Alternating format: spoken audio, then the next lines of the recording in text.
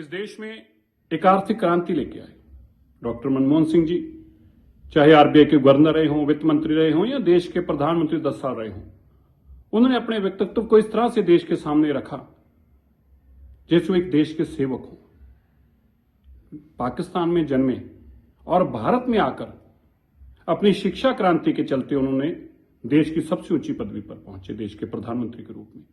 मेरे परिवार के साथ बहुत निजी संबंध थे, बहुत प्यार था।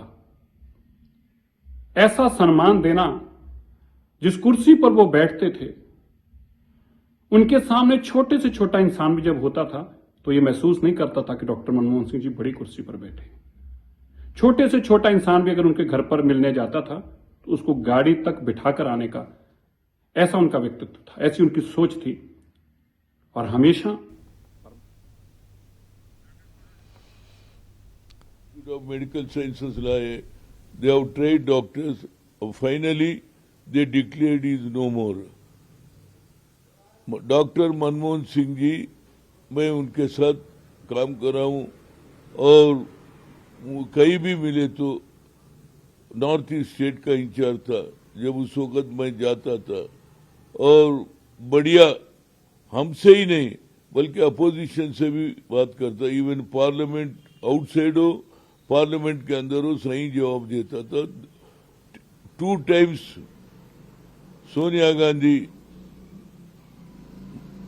मनमोहन सिंह को बनाने का वास्ते उन्होंने कोशिश करे, 2 मरतबा बनाए भी। सोनिया गांधी को मनोबल नहीं, मैं जो एक्सपीरियंस है पीवी नरसिम्हा के साथ काम करा, सो फाइनेंस एक्सपर्ट है, उनको बनाए और देश को आगे चलाने के वास्ते 10 साल रेवोल्यूशन ने देश की प्रगति और इकोनॉमिक कंडीशन भी बढ़ा दिया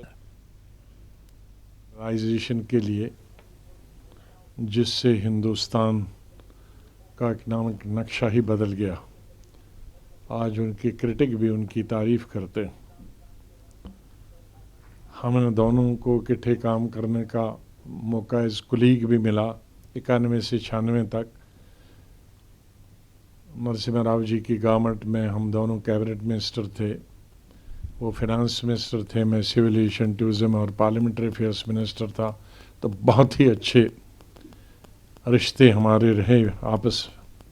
मुझे याद है कि 93-94 में एज सिविल एविएशन मिनिस्टर जब मैं उसको प्राइवेट एयरलाइन को भी अलाउ करना चाहता था तो मैं उनके पास बैठा और मैंने कहा कि मैं कैबिनेट में प्रपोज़ल ला रहा हूँ ओपन स्काई पॉलिसी, तो आपकी मदद की ज़रूरत चाहिए।